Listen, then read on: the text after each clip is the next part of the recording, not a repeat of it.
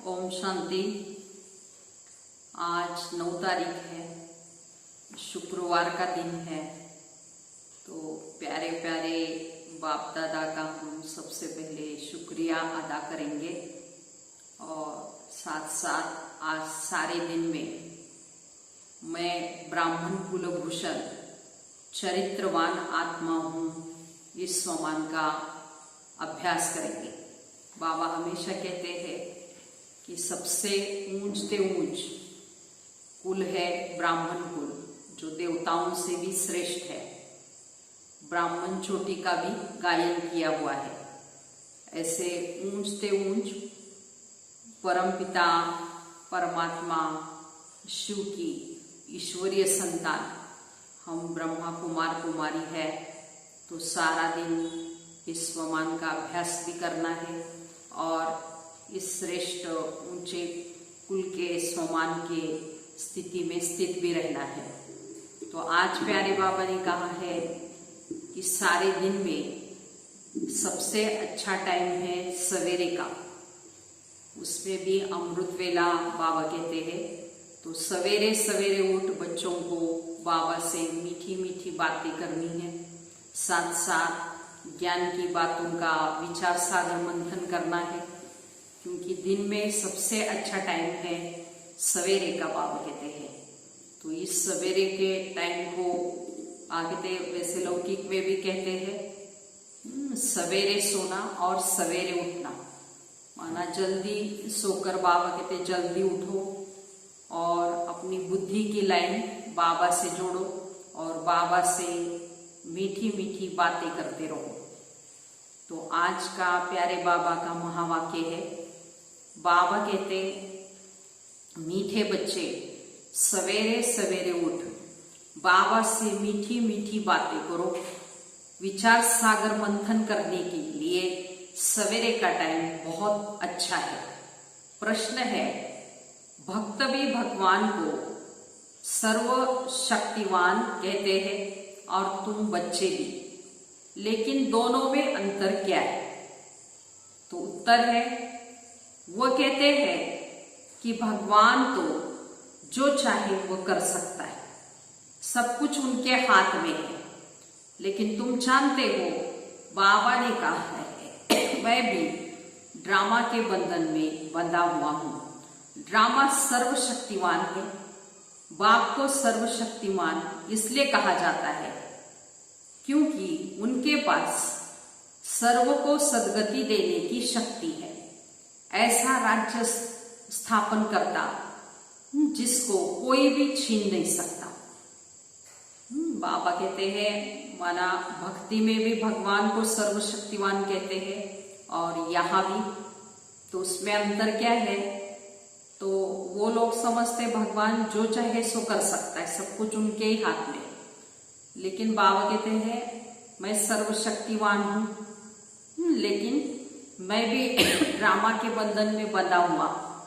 तो बाप को सर्वशक्तिवान कहने का कारण है कि बाबा सबकी सद्गति करते और साथ साथ ऐसा राज्य स्थापन करते हैं जो नई दुनिया, जिसको बाबा कहते हैं कोई भी छीन नहीं सकता।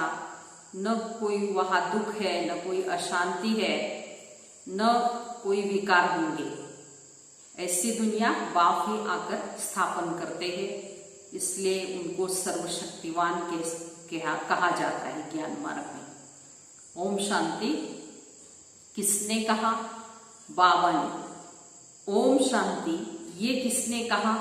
दादा ने। तो अब तुम बच्चों ने ये पहचाना है कि ऊंचते ऊंच की महिमा तो बहुत भारी है। कहते हैं सर्वशक्तिमान है, तो वो क्या नहीं कर सकते। अब ये भक्ति मार्ग वाले तो सर्वशक्तिमान का अर्थ बहुत भारी निकालते होंगे। बाबा कहते ड्रामा अनुसार सब कुछ होता है, मैं कुछ नहीं करता हूं, मैं भी ड्रामा के बंधन में बंधा हुआ हूं। सिर्फ तुम बाप को याद करने से सर्वशक्तिमान बन जाते हो। पवित्र बनने से तमो प्रदान से सतो प्रदान बनते हो। बाप सर्वशक्तिमान है, तो उनको सिखलाना होता है कि बच्चे मुझे याद करो तो विकर्म विनाश हो जाएंगे और फिर सर्वशक्तिमान बन तुम विश्व पर राज्य करेंगे। शक्ति नहीं होगी तो राज्य कैसे करेंगे? शक्ति मिलती ही है योग से, इसलिए भारत का प्राचीन योग भी बहुत गाया जाता है। तो तुम बच्चे नंबरवार याद कर और खुशी में आते हो। तो तुम जानते हो हम आत्माएं बाप को याद करने से ही विश्व पर राज्य प्राप्त कर सकते हैं। कोई की ताकत नहीं कि वो छीन सके। तो ऊंचते ऊंच बाप की महिमा सब करते हैं, परंतु समझते कुछ भी नहीं। तो एक भी मनुष्य नहीं कि जिसको ये पता हो कि ये नाटक है। अगर समझते कि नाटक है तो शुरू से अंत तक वो फिर याद भी आना चाहिए, नहीं तो नाटक कहना भी रॉन्ग हो जाता है। कहते हैं ये भी नाटक है, हम पार्ट बजाने आए हैं। तो उस नाटक के आदि मध्य अंत को भी जानना चाहिए ना। ये भी कहते हैं हम ऊपर से आते हैं, तब तो वृद्धि होती रहती है। सतयुग में बहुत थोड़े मनुष्य थे, इतनी सब आत्माएं कहाँ से आई? ये कोई समझते ही नहीं कि ये अनादि बना बनाया अविनाशी ड्रामा है जो आदि से अंत तक रिपीट होता रहता है। तो तुम 22 को शुरू से अंत तक देखो, फिर दोबारा रिपीट करके अगर देखो तो चक्र हूबहू रिपीट होगा ना, तो जरा भी फर्क नहीं होगा।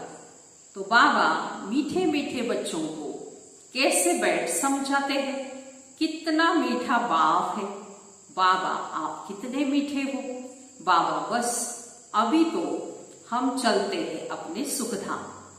तो अभी ये मालूम पड़ा है कि आत्मा पावन बन जाएगी तो दूध भी वहां पावन मिलेगा। श्रेष्ठाचारी माताएं बहुत ही मीठी होती है, समय पर बच्चे को आपे ही दूध पिलाती है। बच्चे को रोने की वहां दरकार ही नहीं होती। ऐसे ऐसे ये भी विचार सागर मंथन करना होता है। देखो बाबा सुना रहे हैं सतयुग में बच्चे रोएगी भी नहीं। माताएं बाबा कहते रोने के पहले ही बच्चे को दूध वगैरह पिलाएगी। तो ऐसे बाबा कहते हैं सुबह को उठकर इन बातों विचार सागर मंथन करना है। तो सुबह को बाबा से बातें करने से तुमको बड़ा मजा आता है। बाबा कितनी अच्छी युक्ति बताते हो, श्रेष्ठाचारी राज्य स्थापन करने की। फिर हम श्रेष्ठाचारी माताओं की गोद में जाएंगे। अनेक बार हम उस नई सृष्टि में गए हैं और अभी हमारी खुशी के दिन आते हैं। ये खुशी की खुराक, इसलिए गायन भी है ना, खुशी जैसी खुराक नहीं। अतीन्द्रिय सुख पूछना हो तो गोपियों से पूछो, कहते अब हमको बेहद का बाप मिला है तो हमको फिर से स्वर्ग का मालिक श्रेष्ठाचारी बनाते हैं। कलप कलप हम अपना राज्य भाग्य लेते हैं, तो हार खाते हैं फिर जीत पाते हैं।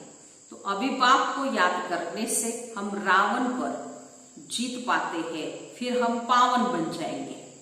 तो वहां दुख का, लड़ाई आदि का नाम ही नहीं, कोई खर्चा ही नहीं। बाप कहते भक्ति मार्ग में जन्म जन्मांतर कितना खर्चा किया, कितने धक्के खाए, कितने गुरु आदि किए। अब फिर आधा कल हम कोई भी गुरु नहीं करेंगे, शांति धाम सुख धाम में जाएंगे।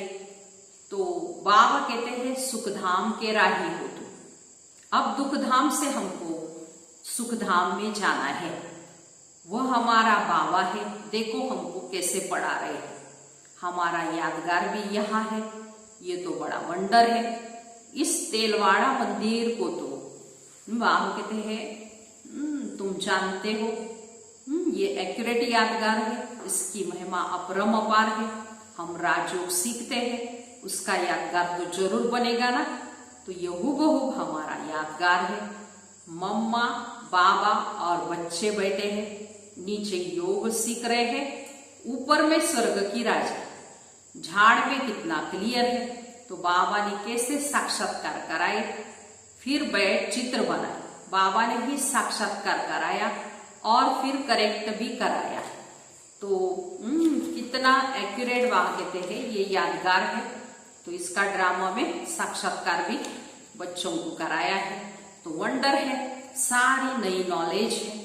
किसको भी ये नॉलेज का पता नहीं है तो बाप बैठ बच्चों को समझाते हैं। मनुष्य कितना तमो प्रधान बन जाते हैं, मनुष्य सृष्टि बढ़ जाती है। भक्ति की वृद्धि को पाते पाते भी तमो प्रधान बनती जाती है। अब बाबा कहते तुम सतो प्रधान बनने का पुरुषार्थ करते हो। गीता में भी अक्षर है, बाबा कहते, कल भी बाबा ने कहा था, आज भी बाबा कह रहे मन मना हो।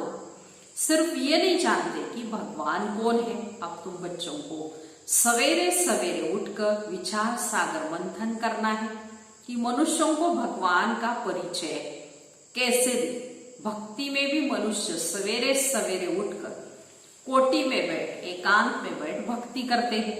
वो भी विचार सागर मंथन हुआ ना, तो अभी तुमको ज्ञान का तीसरा नेत्र मिलता है।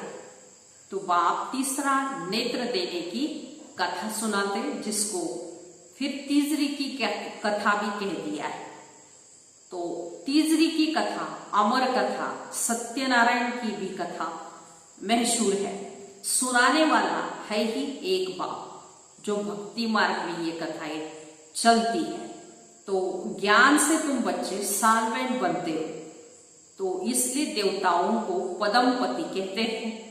देवता बहुत ही धनवान पदमपति बनते हैं। कलयुग को भी देखो और सतयुग को भी देखो, रात और दिन का फर्क है। सारी दुनिया की सफाई होने में भी टाइम लगता है ना। तो ये बेहद की दुनिया है। भारत है ही अविनाशी खंड, यह कभी प्रायः होता नहीं। तो एक ही खंड रहता है, आधा कलम, और फिर खंड इमर्ज होंगे नंबरवार। तो तुम बच्चों को कितना ज्ञान मिलता है। बोलो, वर्ल्ड की हिस्ट्री ज्योग्राफी कैसे चक्कर लगाती है, आकर समझो। प्राचीन ऋषि मुनियों का भी कितना मान है।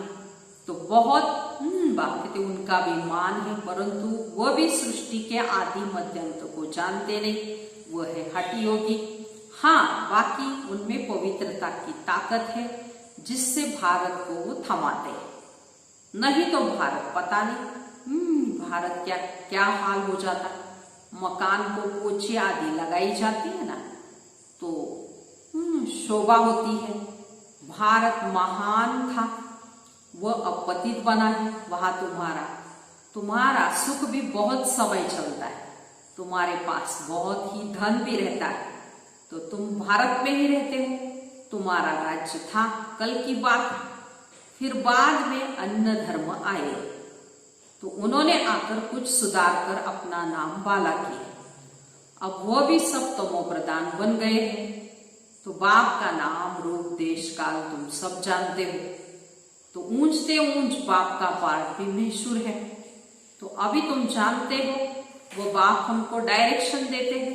तुम फिर से अपनी राजधानी स्थापन कर रहे हो। तुम बच्चे मेरे मददगार हो, तुम पवित्र बनते हो। तुम्हारे लिए फिर पवित्र दुनिया जरूर स्थापन होनी है। तुम ये लिख भी सकते हो कि पुरानी दुनिया बदल रही है, फिर ये सूर्यवंशी चंद्रवंशी राज्य होगा। तो फिर रावण राज्य आएगा। चित्रों पर समझाना बहुत मीठा लगता है। इनमें तिथि तारीख सब लिखा हुआ है। भारत का प्राचीन योग माना याग। तो याग से विकर्म विनाश होते हैं और पढ़ाई से बाबा कहते हैं स्टेटस मिलती है। तो दैवी गुण धारण करने हैं। हाँ, इतना जरूर है कि माया के तूफान आएंगे जरूर, लेकिन सवेरे उठकर बाबा से बातें करना बड़ा अच्छा है। भक्ति और ज्ञान दोनों के लिए भी ये टाइम अच्छा है। मीठी मीठी बातें करनी चाहिए। अभी हम श्रेष्ठाचारी दुनिया में जाएंगे। बूढ़ों के दिल में तो ये रहता है ना कि हम शरीर छोड़ गर्भ में जाएंगे। तो बाबा कितना नशा चढ़ाते हैं। ऐसी ऐसी बातें बैठ करो तो तुम्हारा जमा हो जाए। शिव बाबा हमको नरकवासी से स्वर्गवासी बना रहे हैं। तो पहले पहले हम आते हैं, सारा ऑलराउंडर पार्ट हमने बजाया है। तो अब बाबा कहते इस छी छी चोले को छोड़ दो, तो देह सहित सारी दुनिया को भूल जाओ। तो ये बेहद का संन्यास है। वहां भी तुम बूढ़े होंगे तो साक्षात्कार होगा कि हम जाकर बच्चा बनते हैं, तो बहुत खुशी होती है। बचपन तो सबसे अच्छा है ना। ऐसे ऐसे सवेरे बैठ बच्चों को विचार सागर मंथन करना है, पॉइंट्स निकलेगी तो तुमको भी खुशी होगी ना। खुशी में 1 घंटा 1.5 घंटा बीत जाता है, तो जितनी प्रैक्टिस होती जाएगी उतनी तुम्हारी खुशी बढ़ती जाएगी, बहुत मजा आएगा। और फिर घूमते फिरते भी याद करना है। फुर्सत बहुत है, हाँ विघ्न तो पड़ेंगे, उसमें कोई शक नहीं। धंधे में मनुष्य को नींद भी नहीं आती, तो सुस्त लोग नींद करते हैं।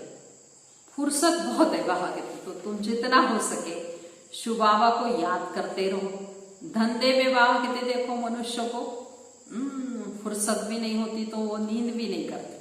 तो हमको भी जितना हो सके बाप को याद करना है, नींद को जीतने वाला बनना है। तो तुमको बुद्धि में रहता कि शिव बाबा के लिए हम भोजन बनाते हैं, शिव बाबा के लिए हम ये करते हैं। भोजन भी शुद्धि से बनाना है, ऐसी चीज न हो जिससे खिटपिट हो जाए। तो बाबा खुद भी याद करते हैं, तो बच्चों को भी याद दिलाते हैं। अच्छा, मीठे मीठे सिकिलते बच्चों प्रति माता पिता बाप दादा को याद प्यार और गुड मॉर्निंग। रूहानी बाप की रूहानी बच्चों को नमस्ते। हम रूहानी बच्चों की रूहानी माता पिता बाप दादा को याद प्यार गुड मॉर्निंग और नमस्ते। हम बनेंगे फरिश्ते। वाह बाबा वाह, शुक्रिया बाबा शुक्रिया। अब इस सारी मुरली का धारणा के लिए मुख्य सार सुनिए। पहली पॉइंट है, सवेरे सवेरे उठकर बाबा से मीठी मीठी बातें करनी है। रोज खुशी की खुराक खाते हुए अतीन्द्रिय सुख का अनुभव करना है। दूसरी पॉइंट, सतयुगी राजधानी स्थापन करने में बाप का पूरा मददगार बनने के लिए पावन बनना है और याद से विकर्म विनाश करने हैं। भोजन भी बहुत शुद्धि से बनाना है। आज का वरदान है, स्वस्थिति द्वारा परिस्थितियों पर विजय प्राप्त करने वाले संगम युगी विजयी रतन भव। विस्तार है, परिस्थितियों पर विजय प्राप्त करने का साधन है स्वस्थिति। ये देह भी पर है, स्व नहीं है। स्वस्थिति व स्वधर्म सदा सुख का अनुभव कराता है, और प्रकृति धर्म अर्थात पर धर्म या देह की स्मृति किसी न किसी प्रकार के दुख का अनुभव कराती है। तो जो सदा स्वस्थिति में रहता है वह सदा सुख का अनुभव करता है, उसके पास दुख की लहर आ ही नहीं सकती। वह संगम युगी विजयी रतन बन जाते हैं। इसलिए वह कहते हैं सारा दिन संगम युगी विजयी रतन भव का वरदान प्राप्त करना है, तो स्वस्थिति की अनुभूति करनी है।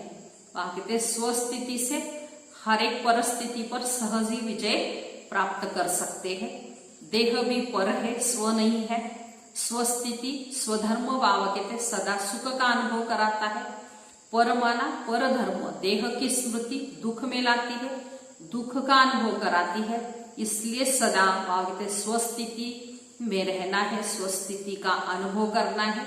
उनके पास कभी भी दुख की लहर नहीं आएगी और वह सदा विजयी रतन का अनुभव करेंगे। स्लोगन है, परिवर्तन शक्ति द्वारा व्यर्थ संकल्पों के बहाव का फोर्स समाप्त करो। मातेश्वरी जी के अनमोल महावाक्य। इस अविनाशी ईश्वरीय ज्ञान प्राप्त करने के लिए कोई भी भाषा सीखनी नहीं पड़ेगी। अपना जो ईश्वरीय ज्ञान है वो बड़ा ही सहज और मीठा है। इससे जन्म जन्मांतर के लिए कमाई जमा होती है।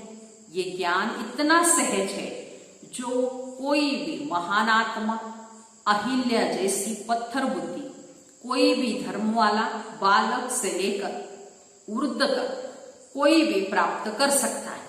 देखो, इतना सहज होते हुए भी दुनिया वाले इस ज्ञान को बहुत भारी समझते हैं। कोई समझते जब हम बहुत वेद शास्त्र उपनिषद पढ़कर बड़े बड़े विद्वान बने, उसके लिए फिर भाषा सीखनी पड़े, बहुत हठ योग करें, तब ही प्राप्ति हो सकेगी, है ना। लेकिन ये तो हम अपने अनुभव से जान चुके हैं कि ये ज्ञान बड़ा ही सहज और सरल है, क्योंकि स्वयं परमात्मा पढ़ा रहे हैं। इसमें न कोई हठ क्रिया, न जप, न तप, न शास्त्रवादी पंडित बनना है, न कोई इसके लिए संस्कृत भाषा सीखने की जरूरत है। तो ये तो नेचुरल आत्मा को अपने परम पिता परमात्मा के साथ योग लगाना है। भल कोई इस ज्ञान को न भी धारण कर सके तो भी सिर्फ योग से भी बहुत ही फायदा होगा। इसके लिए इससे तो एक तो पवित्र बनते हैं, दूसरा फिर कर्म बंधन भस्मीभूत होते हैं और कर्मातीत बनते हैं। इतनी ताकत है इस सर्वशक्तिमान परमात्मा की याद में।